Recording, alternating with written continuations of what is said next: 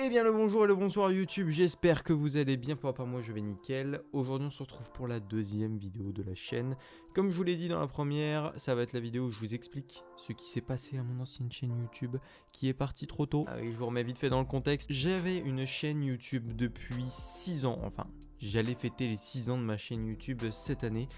Et franchement j'étais fier d'aller fêter les 6 ans, même si j'ai toujours pas dépassé les 200 abonnés, j'étais fier parce que 6 ans, j'ai eu des hauts et des bas sur YouTube. J'avais une chaîne YouTube avant qui portait exactement le même nom que celle-là et j'ai été banni. Alors je ne sais pas pourquoi, on m'a juste dit que j'ai violé le règlement YouTube. On me dit que je n'ai pas respecté la catégorie spam, métadonnées trompeuses et escroquerie. Voilà, c'est tout ce que je sais. J'ai essayé de leur demander, alors je leur ai envoyé des messages en leur demandant de m'expliquer la raison précise de pourquoi ils m'ont banni. Voilà ce qu'ils m'ont répondu.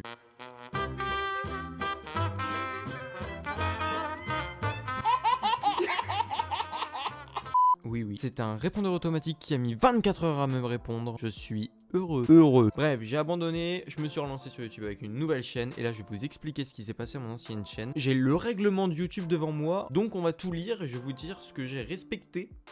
Alors moi, ce que j'ai respecté et vous expliquer ce qui je pense m'a banni. Nous voilà donc sur YouTube About pour les règles et sécurité comme vous pouvez le voir juste ici. Ok, donc spam, métadonnées trompeuses et escroquerie. Je peux vous dire le règlement, je l'ai déjà lu 5 fois, là je suis en train de relire une 6e fois avec vous. Dans le règlement donc de spam, pratique trompeuse et escroquerie, nous retrouvons le spam vidéo qui est donc contenu publié de manière excessive, répétitive et non ciblée et qui laisse croire aux spectateurs qu'ils vont voir des contenus mais les redirige en dehors de YouTube. Par exemple, quelqu'un qui écrit trailer du tout dernier jeu vidéo ou du tout dernier film et en fait la vidéo c'est un écran noir tout le long avec écrit du texte en blanc et le texte c'est un lien qui mène en dehors de YouTube pour le film ou le streaming ou je sais pas quoi. Le spam vidéo c'est aussi générer des clics, des vues ou du trafic en dehors de YouTube en promettant un gain d'argent rapide aux spectateurs. Par exemple, les gens qui vous font une vidéo et puis d'un seul coup dans la vidéo ils vont vous dire, ou dans le titre, comment gagner 50 000 € grâce à ce site. Voilà, tout simplement. Diriger les spectateurs vers des sites qui propagent des logiciels malveillants, tentant de collecter des informations personnelles ou engendrant un impact négatif. Voilà les gens qui vous disent,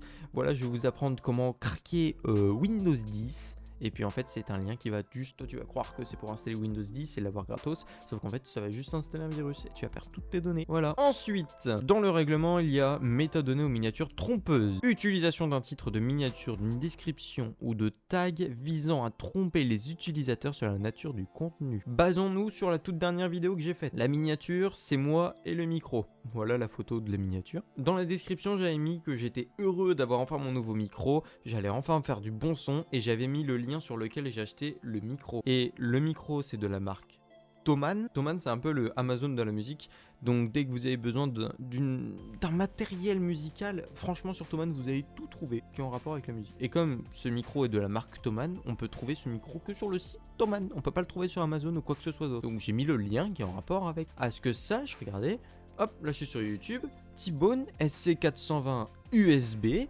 Regardez-moi ça, il y a plein de vidéos de gens. On va prendre le tout premier, on va pas réfléchir pendant 20 millions d'années. Dans les descriptions, il y a le lien du micro. On clique dessus.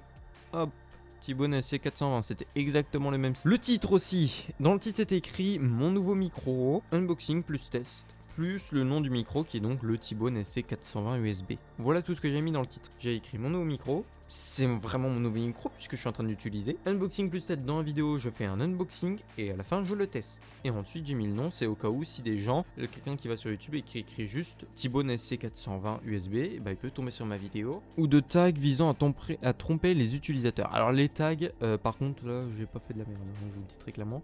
Dans les tags j'ai dû mettre unboxing, test, nouveau micro, T-Bone SC420 USB. Voilà, c'est tout ce que j'ai dû mettre. Je mets rien en tag habituellement, je trouve rien, j'ai aucune idée qui me vienne. Donc les tags ont un rapport avec ma vidéo. Le seul truc dans cette catégorie qui n'est pas en rapport avec la vidéo, mais qui serait bête de m'avoir banni juste pour ça, j'avais quand même envie de la sortir pas trop tard ou tout quoi que ce soit, et puis j'avais pas envie de la repousser, donc je me suis dépêché de la publier. Et revenons sur la vidéo que je vous montrais, regardez, et la catégorie sciences et technologie. Moi, en catégorie, j'avais mis style de vie. J'ai mis style de vie parce que déjà, je n'avais pas trouvé technologie. Je savais qu'il y avait une catégorie technologie, sauf qu'en fait, à chaque fois, dans la liste, j'ai regardé que les premiers mots. Et les premiers mots, comme c'est la catégorie sciences et technologie. Bah moi j'ai vu une motion, je me suis dit bah c'est pas dans cette catégorie. Donc je me suis dit je vais mettre style de vie. Pourquoi style de vie? Les gens par exemple qui font des styles de vie par exemple. Ok, aujourd'hui on se retrouve pour un nouveau vlog. Aujourd'hui j'ai fait ceci, hier j'ai fait ceci, demain je vais faire ça. Bah, je me suis dit c'était un peu pareil quoi. Voici mon nouveau micro. Je me suis dit bon de toute façon il n'y a pas de technologie, puis j'ai pas regardé, je vous ai dit, je me suis dépêché. Et donc je pense que c'est à cause de ça que je me suis fait ban. Catégorie suivante, escroquerie. Contenu proposant d'offrir des récompenses en espèces, des systèmes pour devenir riche rapidement ou des systèmes pyramidaux. Envoi d'argent sans produit tangible dans une structure pyramidale. Non, je vous ai pas proposé une seule fois de vous offrir de l'espèce. Suppression des lecteurs.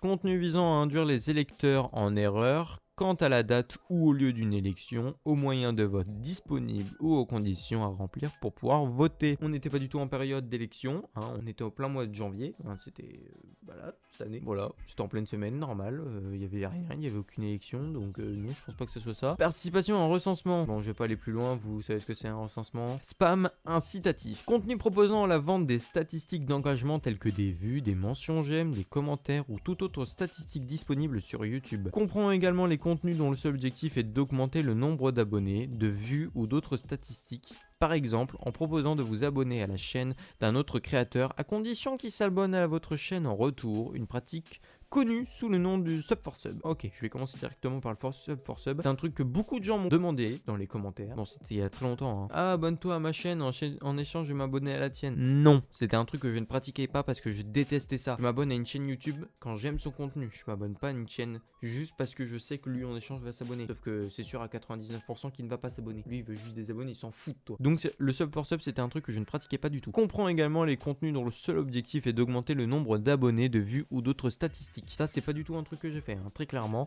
Je ne vous forçais pas à vous abonner, je ne vous forçais pas à liker, je ne vous forçais pas à commenter. Je vous dis juste que si vous likez, si vous vous abonnez, si vous lâchez un commentaire, moi ça me fait plaisir. Voilà, moi je suis content. Voilà, ça rend quelqu'un de heureux.